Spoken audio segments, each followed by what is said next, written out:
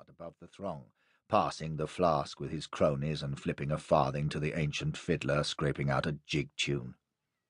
With luck, the bucolic potentate will be good, if not for cash, at least for a leg of mutton and a bag of spuds, provided the fight is a good and bloody one. That depends, the manager is well aware, not so much on the local champion, a brawny, red-haired blacksmith, who waits basking in the admiration of the gaping rustics, as on his own black fighter, whose behaviour this past month has been causing concern. Moody and withdrawn at the best of times, he has been going into long, trance-like silences, coming out of them only at the call of "Time!" when he has instinctively come to scratch with his fists up, moving in a slow parody of that lightning dance step which was once the wonder of the fancy. Twice he has been so sluggish that the despairing Cockney has had to throw in the towel against opponents too unskilled or lacking the strength to knock him out. Once he has come unexpectedly alive and smashed an opponent into insensibility in a matter of seconds. His manager can only pray that today he will perform somewhere between those two extremes and give the spectators their money's worth. Assuming, that is, that he can be got on his feet and led out to the yard where the crowd is growing restive.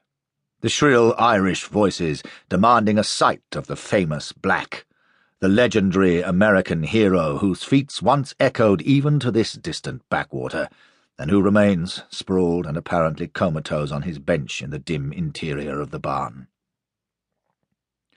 As the two soldiers and the cursing manager haul him upright, he mutters a complaint of noises in his head. They demand what noises, but he cannot tell them. The manager becomes abusive, and to their astonishment and alarm, the battered black face, its eyes still closed, smiles as though at some happy memory. For it is not the angry Cockney snarls that he hears, but another voice, eager and excited, from long ago, ringing down the years. "You know how many people came to Copthorne? 10,000. 10,000, boy, and they came on foot and on horses and in carriages to see Tom Molineaux, the Black Ajax. You! And when you meet Cribb again, there'll be 20, maybe 30,000, with the Duke of Clarence and Mr. Brummel and Lord Byron and every bang-up swell in London, yeah, and maybe the Prince his own self, with 500,000 guineas a-riding on the fight, and $1 million worth of it will be on you." Through the fog that clouds his mind, he hears it, and then it fades to a whisper and is gone. He opens his eyes and stands, swaying slightly, steadied by the two soldiers, while the Cockney at the barn door proclaims his fighter.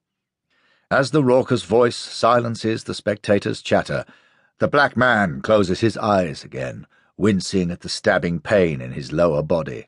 Death is much closer now, but he is not aware of its approach, and if he was, he would not care. The manager's speech has finished. The fiddler strikes up a lively march. The black soldiers urge him gently forward, and he takes a faltering step.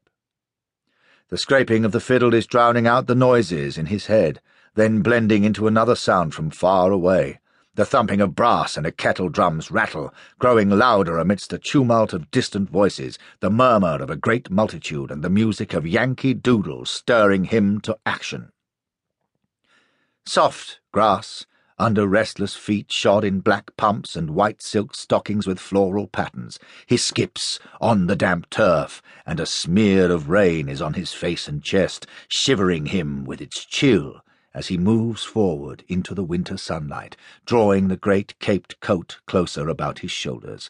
Out of the shadow into the open, and the murmur of the throng swells to a great shout. Yankee Doodle rises to a crescendo, and now his feet are marching, the press of faces before him falling back to give him passage. White faces all about him, smiling and grim, curious and jeering, hostile and laughing, fearful and admiring, marvelling and excited, and for a brief moment memory mingles with imagination in the mist of his mind, and he sees himself with their eyes. The caped figure striding through the lane of people and carriages held back by the vinegars, brisk burly attendants in